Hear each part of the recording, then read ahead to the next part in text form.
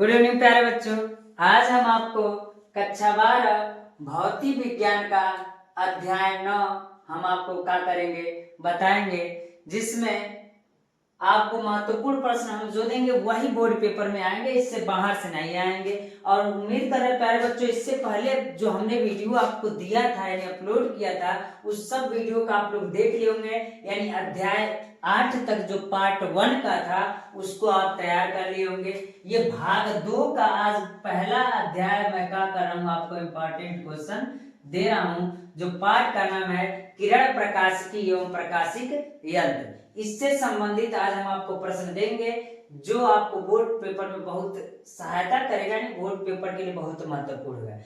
पहला क्वेश्चन ये कह रहा है कि प्रकाश के अपवर्तन से आप क्या समझते हैं। यानी प्रकाश के अपवर्तन से आप क्या समझते हैं। प्रकाश के अपवर्तन का नियम लिखिए कि प्रकाश के अपवर्तन का नियम क्या था। तो प्रकाश के अपवर्तन से आप क्या समझते, तो अगर हम कहें प्यारे बच्चों कि प्रकाश का अपवर्तन हम किसे कहते हैं, तो हम कहेंगे कि जब कोई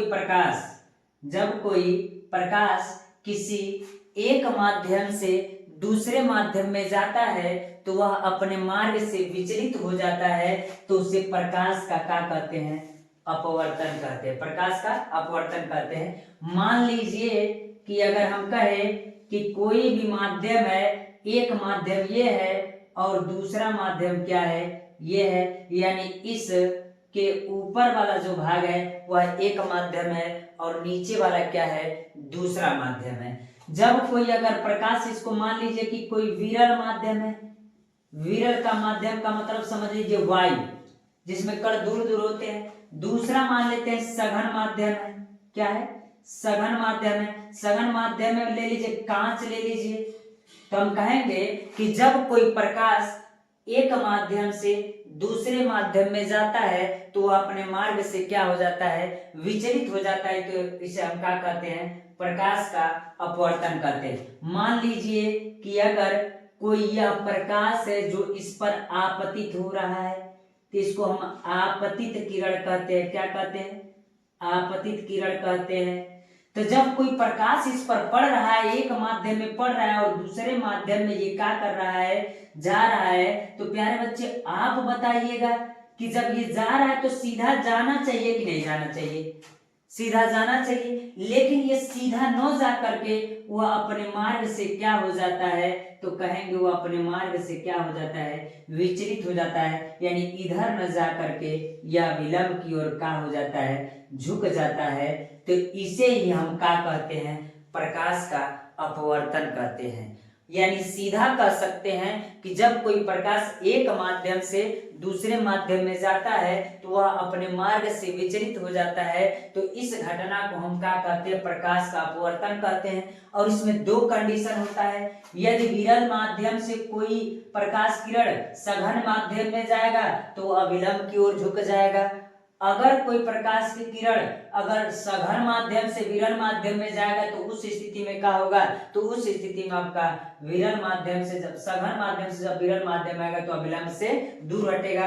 तो उसको अगर हम बनाए आपको, तो हम बताएं कि मान लीजिए ये सघन माध्यम है और ये क्या है, तो ये कहेंगे विरल माध्यम है।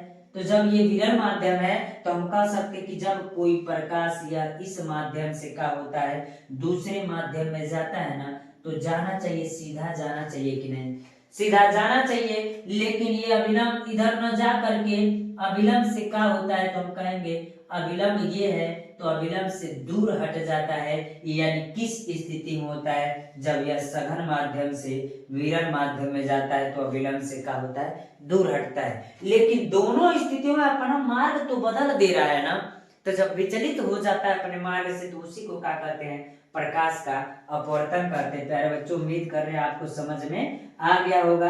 अब अगला ये इसी में कह रहा है क्वेश्चन कि आप प्रकाश के अपवर्तन के नियम को समझाइए। तो प्रकाश का अपवर्तन का नियम क्या होता है, तो प्रकाश के अपवर्तन के दो नियम होते हैं। और मैं आपको बता दूं, जो ये अविलंब है इसको हम थोड़ा सा फिगर छोटा बना दिए हैं, लेकिन कोई बात नहीं, अविलंब है। और ये क्या है, तो हम कहेंगे ये अपवर्तित किरण है। क्या है, अपवर्तित किरण है। तो अपवर्तित किरण है मतलब ये विचलित किरण जो है वही अपवर्तित किरण है। तो जब ये गया तो इसके बीच बना कोण यानी आपतित किरण और अभिलंब के बीच बना कोण हम इसको क्या कहते हैं? आपतन कोण। क्या कहते हैं? आपतन कोण। और अभिलंब और अपवर्तित किरण के बीच का कोण जो बना रहता है उसको क्या कहते हैं? तो हम अपवर्तन कोण कहते हैं। क्या कहते हैं? अपवर्तन कोण। तो हम कहेंगे कि यह हो गया आपतन कोण, ये क्या हो गया? अपवर्तन कोण। और ये हो गया अभिलंब हो गया, ये आपतित किरण हो गया, और ये क्या हो गया? अपवर्तित किरण। तो जरा देखिएगा तीनों एक ही बिंदु पर मिल रहा है कि नहीं, इसको आपतन बिंदु कहते हैं। तो हम एक बात यह कह सकते हैं कि जब आपतित किरण, अपवर्तित किरण और अभिलंब तीनों एक ही बिंदु आपतन बिंदु पर मिलते हैं तो उस स्थिति को हम अपवर्तन का कौन सा नियम कहते हैं? तो उसको अपवर्तन का प्रथम नियम हम कहते हैं। अब दूसरा नियम क्या होता है? दो नियम होता है। तो पहला नियम ये हो गया कि आपतित किरण, अभिलंब और अपवर्तित किरण तीनों एक ही बिंदु आपतन बिंदु पर क्या होते हैं? स्थित होते हैं। अब दूसरा क्या कह रहा है? तो दूसरा कहेंगे आपतित किरण और अभिलंब के बीच बना कोण आपतन कोण की साइन ज्या यानी साइन ज्या यानी साइन आई, इसको हम कहेंगे साइन आई का अनुपात अपवर्तन कोण की साइन ज्या का क्या होता है? एक नियतांक होता है। का अनुपात एक नियतांक होता है, उसे अपवर्तन का द्वितीय नियम कहते हैं। और अपवर्तन के द्वितीय नियम को ही हम स्नेल का नियम कहते हैं। हो सकता है कि इसमें अपवर्तन के नियम में स्नेल का नियम पूछ दे आपसे अलग से, तो स्नेल के नियम को भी क्या कीजिए आप वही लिखिएगा। अपवर्तन के दूसरे नियम को हम क्या कहते हैं? स्नेल का नियम कहते हैं। उम्मीद कर रहे हैं प्यारे बच्चों समझ में आ गया होगा। अगला टॉपिक चलते, जो इसका अगला क्वेश्चन ये कह रहा है, ये अगला क्वेश्चन भी महत्वपूर्ण है और वह यह कह रहा है कि क्रांतिक कोण से आप क्या समझते हैं? तो क्रांतिक कोण से आप क्या समझते हैं जरा देखिएगा। तो क्रांतिक कोण कह रहा है कि क्या समझते हैं, तो आप बताइए। जो इस नियम को समझ लिया वो समझ जाएगा। अब मान लीजिए दो माध्यम अभी हम लिए थे, इसको थोड़ा सा मिटा देते हैं और अल्पतम विचलन, इसको कहेंगे सूत्र अल्पतम विचलन। इतने छोटे में लिख दिए, इतना हमको कहोगे जगह मिल गया। अगर हम कहेंगे कि अगर मान लीजिए कि कोई प्रकाश है, अगर यह सघन माध्यम है और दूसरा क्या है? विरल माध्यम है। जब कोई प्रकाश सघन माध्यम से विरल माध्यम में जाएगा तो उसको जाना चाहिए सीधा ना, लेकिन सीधा जाएगा क्या? तो सीधा नहीं जाएगा। तो हम कहेंगे क्या होता है? तो अभिलंब से क्या होता है? दूर हटता है। अभी यहाँ और ये क्या है? आपतन कोण है। तो आप बताइएगा जब ये आपतन कोण है और आपतन कोण का और इस कोण के मान को हम बढ़ाते चले, अब की बार यहाँ रखें अगली बार यहाँ करेंगे, तो ये जाना चाहिए इधर तो और ऊपर बढ़ता जाएगा कि नहीं? तो एक स्थिति ऐसा आएगा कि जो ये अपवर्तित किरण है इस पर चला जाएगा और उस स्थिति में अभिलंब से कितने अंश का कोण बनाएगा? 90 अंश का कोण बनाएगा। तो हम कहेंगे आपतन कोण का वह मान, किसका? आपतन कोण। इसको बार बार बढ़ाते चलेंगे ना, आगे बढ़ाते चलेंगे, ऐसे बढ़ाते चलेंगे। जैसे आगे बढ़ाते चलेंगे कि पहली बार में इतना लिए तो यहाँ गया, दूसरी बार में यहाँ लेंगे तो यहाँ जाएगा, तीसरी बार में यहाँ लेंगे तो कहाँ पहुंच जाएगा? ये जाना चाहिए इधर, लेकिन चला जाएगा किधर? यहाँ। तो इससे कितने अंश का कोण बनाएगा? 90 अंश का बनाएगा। तो हम कहेंगे आपतन कोण का वह मान जिस स्थिति में अपवर्तन कोण कितना हो जाता है? 90 अंश का हो जाता है। तो इस आपतन कोण के उस मान को हम क्या कहते हैं? क्रांतिक कोण कहते हैं। यानी जिस स्थिति में जब देखेगा कि जब इस 90 अंश का हो गया तो इसी स्थिति को हम क्या कह देंगे?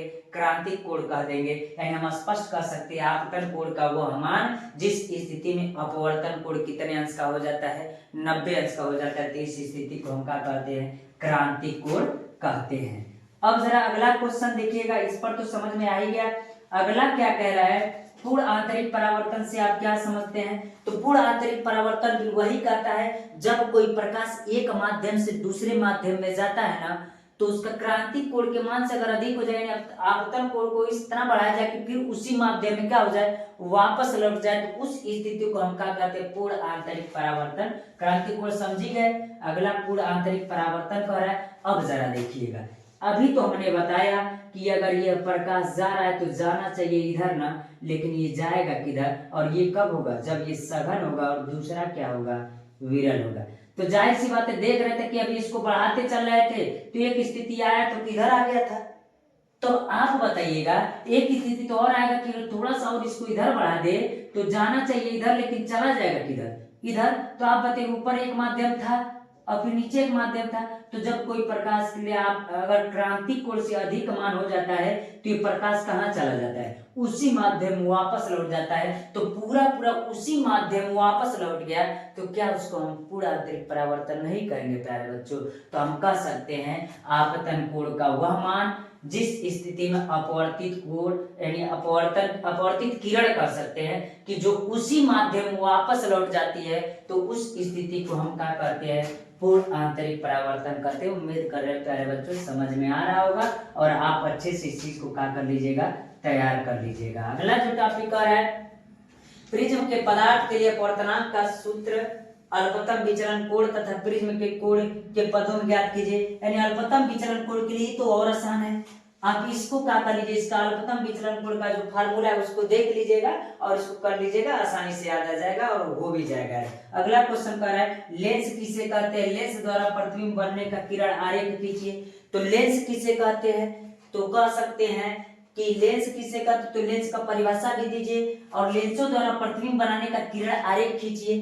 तो ये तो और आसान है कि अगर उत्तल लेंस होगा तो क स्थिति बनेगी 6 स्थिति, अगर अवतल लेंस होगा तो कितनी स्थिति बनेगी, 2 स्थिति बनेगी। प्यारे बच्चों हम इस चीज को क्यों नहीं बता रहे हैं, प्रिज्म के पदार्थ के लिए अपवर्तनांक का विचलन कोण और लेंस से संबंधित क्यों नहीं इसको पूरा डिटेल बताएं, क्योंकि 10 का सिलेबस है और 10 में आप पढ़े भी हैं, उम्मीद कर सबको याद भी होगा और हम जानते हैं सब लोग याद भी करेंगे और सबको याद भी होगा 10 ही से, इसलिए इस दोनों टॉपिकों को हम नहीं क्या कर रहे हैं, बता रहे हैं, लेकिन इसको आप क्या कर लीजिएगा, तैयार कर लीजिएगा। लेंस के लिए उत्तल लेंस के लिए 6 गो कंडीशन, अवतल लेंस के लिए गो कंडीशन, 2 कंडीशन, पूरा स्थिति आपको पता है, आराम से ग्राफ खींच खींच करके इसको बताइएगा और आप समझा ले जाएंगे, आसानी से हो जाएगा। इसको भी आप क्या कर लीजिएगा, तैयार कर लीजिएगा। अगला करा है लेंस की क्षमता से आप क्या समझते हैं, तो आपको पता होगा लेंस की क्षमता, लेंस द्वारा फोकस दूरी को नियंत्रित करके प्रतिबिंब को रेटिना पर बनाने को क्या कहते हैं, लेंस की क्षमता कहते हैं। अगर कोई फोकस दूरी इधर उधर जा रहा है तो लेंस को क्या करता है, उसको क्षमता को क्या करता है, फोकस दूरी को नियंत्रित करके उसका प्रतिबिंब कहाँ बनाता है, रेटिना पर बनाता है। या हम कह सकते हैं इसे P से प्रदर्शित करते हैं और P बराबर होता कितना है, 1/f और ये किस में होता है, मीटर में। अगर यही सेंटीमीटर में मान दिया होगा तो P बराबर कितना हो जाएगा, तो कहेंगे 100/f होगा और उस स्थिति में ये किस में होगा, तो कहेंगे ये सेंटीमीटर में होगा। और इसका मात्रक कितना होता है, इसका मात्रक होता है डायोप्टर। तो कभी कभी बहुविकल्पी में भी पूछ देता है कि इसका मात्रक क्या होता है, तो प्यारे बच्चों कहेंगे लेंस की क्षमता का मात्रक डायोप्टर होता है। क्या होता है, डायोप्टर होता है। और डायोप्टर होता है तो हम कह सकते हैं कि डायोप्टर को हम समझा सकते हैं तो क्या डी से प्रदर्शित करते हैं।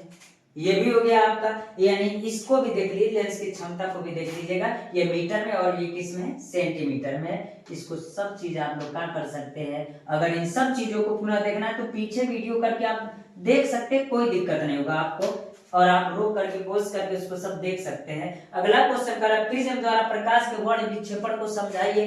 ये भी 10 का महत्वपूर्ण सवाल था और आप इसमें भी समझ रहे होंगे कि जब कोई प्रकाश किसी श्वेत प्रकाश जब किसी प्रिज्म से गुजरता है ना, तो वह अपने 7 अवयवी रंगों में टूट जाता है। 7 अवयवी रंगों में टूटने की क्रिया को हम क्या कहते हैं, तो 7 अवयवी रंगों में टूटने की क्रिया को हम क्या कहते हैं, प्रकाश का वर्ण विक्षेपण कहते हैं। और इस स्थिति में सबसे अधिक तरंग दैर्ध्य किसका होता है, तो हम कहेंगे कि लाल का होता है। और सबसे कम तरंग दैर्ध्य किसका होता है, बैगनी का होता है।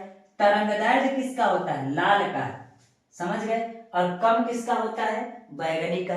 लेकिन एक चीज और पूछ देता है, सबसे अधिक विचलन किसका होता है, तो जब विचलन कहेगा तो विचलन अधिक किसका होता है, बैगनी का। इसको कह दीजिए विचलन, तो इसका विचलन किसका अधिक होता है, तो हम कहेंगे कि बैगनी का विचलन अधिक होता है और लाल का विचलन क्या होता है, कम होता है। और यही कारण है कि कहीं भी खतरे की घंटी के निशान के रूप में लाल रंग ही क्या किया जाता है, लगाया जाता है, क्योंकि वो विचलित नहीं होता, उसका विचलन कम होता है। लेकिन तरंग दैर्ध्य किसका अधिक होता है, तो कहेंगे तरंग दैर्ध्य तो लाल का अधिक होता है। समझ गए। तरंगदैर्घ्य किसका होता है, लाल का अधिक होता है। और इसको वर्निया हाफिनाला से याद कर सकते हैं, विबग्योर से याद कर सकते हैं। आप इस क्वेश्चन को भी क्या कर लीजिएगा, देख ले। प्रिज्म द्वारा प्रकाश के वर्ण विक्षेपण को क्या कीजिए, समझाइए। तो हम कहेंगे जब कोई श्वेत प्रकाश किसी प्रिज्म से होकर के गुजरता है तो वह अपने 7 अवयवी रंगों में टूट जाता है। 7 अवयवी रंगों में टूटने की क्रिया को ही हम क्या कहते हैं, प्रकाश का वर्ण विक्षेपण कहते हैं। और 7 अवयवी रंगों को हम विबग्योर या वर्निया हाफिनाला से हम क्या कर सकते हैं, याद कर सकते हैं। सबसे अधिक तरंगदैर्घ्य अगर कहे तो लाल का होता है, और सबसे कम तरंगदैर्घ्य अगर कहे तो बैगनी का होता है। लेकिन अगर विचलन पूछेगा तो सबसे अधिक बैगनी का होता है और सबसे कम विचलन किसका होता है, लाल का होता है। प्यारे बच्चों, उम्मीद कर रहे हैं आपको समझ में आ रहा होगा। अगला कह रहा है कि लेंस मेकर सूत्र लिखिए। एक उभयोत्तल लेंस की वक्रता त्रिज्या 20 सेमी है तथा इस लेंस की कांच का अपवर्तनांक कितना है, इतना है। तो लेंस की फोकस दूरी का कीजिए, ज्ञात कीजिए। यानी कह रहा है, जरा ध्यान से सुनिएगा। यानी ये कह रहा है लेंस मेकर सूत्र। तो लेंस मेकर सूत्र क्या होता है, जरा आप देख लीजिए और पढ़े भी होंगे। तो लेंस मेकर सूत्र क्या होता है, तो हम कह सकते हैं कि 1/f बराबर क्या होता है, n-1, और दूसरे कोष्टक में 1/r1 - 1/r2 क्या होता है। तो हम कहेंगे लेंस मेकर का क्या है, सूत्र है। और ये क्वेश्चन दिया हुआ है, लेंस मेकर का सूत्र आपसे पूछता है, इसको आप लोग क्या कर लीजिएगा, देख लीजिएगा प्यारे बच्चों। और इतना क्वेश्चन आपका हम कह रहे हैं कि लेंस मेकर का सूत्र क्या कीजिए, लिखिए। एक उभयतल लेंस की वक्रता त्रिज्या इतना है तथा लेंस के कांच का अपवर्तनांक कितना है। तो लेंस की फोकस दूरी क्या कीजिएगा, ज्ञात कीजिएगा। 9 नंबर का क्वेश्चन ये कह रहा है कि संयुक्त सूक्ष्मदर्शी में प्रतिबिंब का बनना किरण आरेख खींचकर समझाइए। इसकी आवर्धन क्षमता के लिए व्यंजक भी प्राप्त कीजिए। यानी कह रहा है संयुक्त सूक्ष्मदर्शी में प्रतिबिंब का बनना किरण आरेख करके समझाइए, यानी किरण आरेख बना करके समझाइएगा। तो हमने कहा प्यारे बच्चों कि आपको संयुक्त सूक्ष्मदर्शी क्या होता है, तो आपको पता ही होगा कि संयुक्त सूक्ष्मदर्शी किसे कहते हैं। तो हम कह सकते हैं कि जो किसी वस्तु को, छोटी वस्तु को बड़ा करके देखने में प्रयोग किया जाता है उसको क्या कहते हैं, तो हम उसको संयुक्त सूक्ष्मदर्शी कहते हैं। किरण आरेख खींचकर समझाइए, इसकी आवर्धन क्षमता को भी क्या कीजिए, समझाइए। तो हम कहते हैं इसमें एक बेलनाकार नली होती है, इसमें एक बेलनाकार नली होती है और इसके एक सिरे पर कम द्वारक का उत्तल लेंस लगा होता है और इसके दूसरे सिरे पर एक अधिक द्वारक का ही उत्तल लेंस लगा रहता है और इसको हम अभिदिश्यक लेंस कहते हैं और दूसरे वाले को हम नेत्रिका लेंस कहते हैं। क्या कहते हैं, तो इसको हम नेत्रिका लेंस कहते हैं।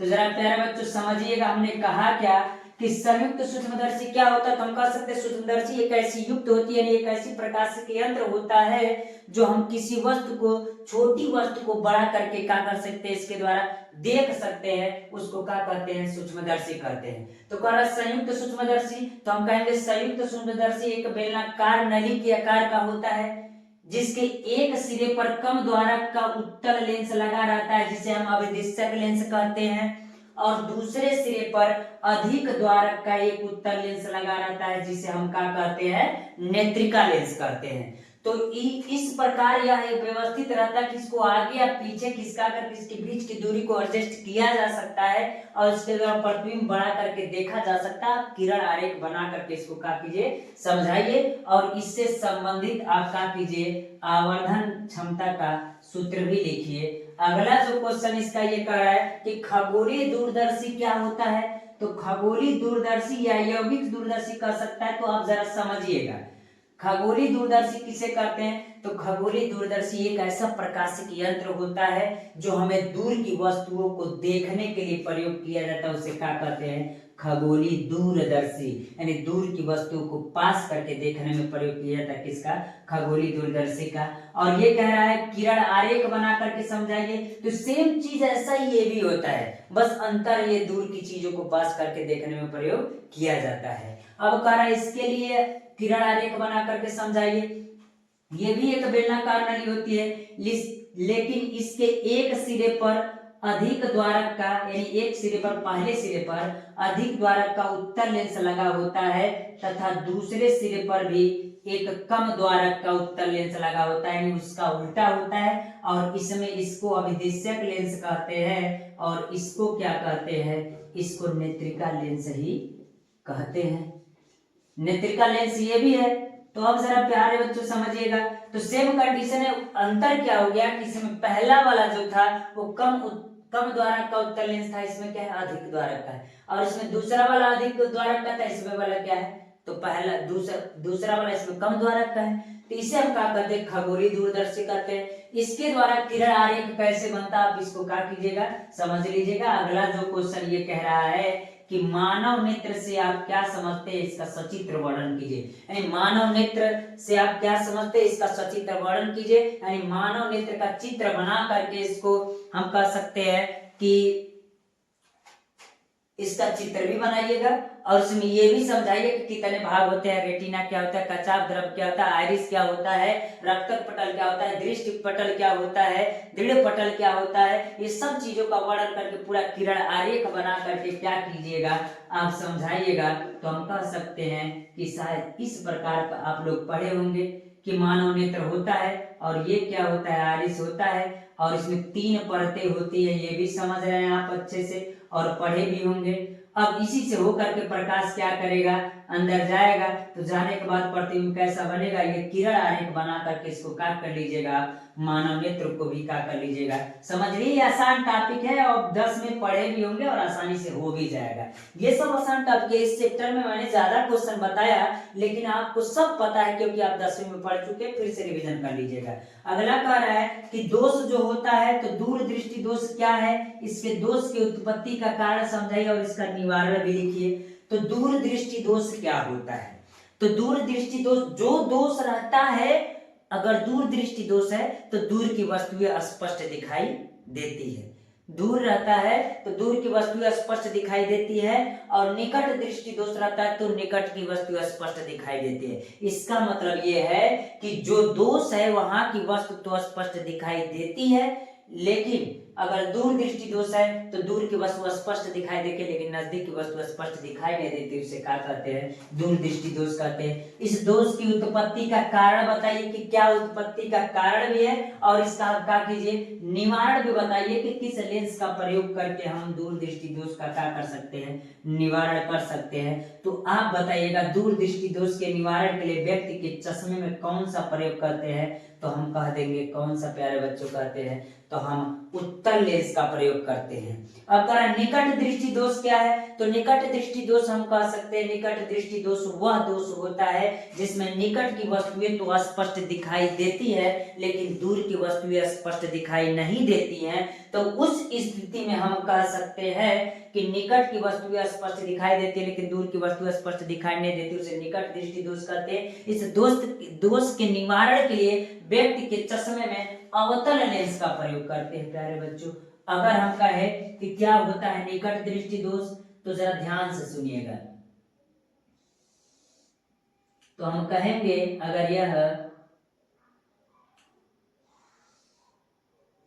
ठीक और यहाँ क्या है, तो रेटिना है, तो अगर यहाँ लेंस बना हुआ है, अगर कोई प्रकाश जा रहा है तो प्रकाश जाने के बाद अगर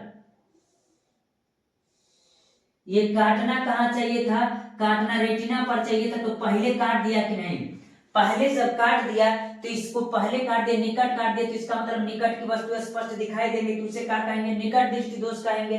तो निकट दृष्टि दोष में पहले बन जाएगा। अगर दूर दृष्टि का ही अगर आप बनाना चाहे तो आप आसानी से बना सकते हैं प्यारे बच्चों। तो हम कहेंगे इसका कैसे बनेगा, तो इस स्थिति में जो प्रकाश जाता है ना तो कहाँ काटता है, तो दूर काटता है, यानी यहाँ काटता है। काटना कहाँ चाहिए था, रेटिना पर। आप बताइए दूर काटता है, इस समय काटना कहाँ चाहिए था, यहाँ, लेकिन दूर काटता, तो हम कह सकते हैं इसे क्या है, दूर दृष्टि दोष है। और इसको इस प्रकार व्यवस्थित करना है कि यह प्रतिबिंब कहाँ बन जाए, यहाँ बन जाए, यह प्रतिबिंब कहाँ बन जाए, यहाँ बन जाए।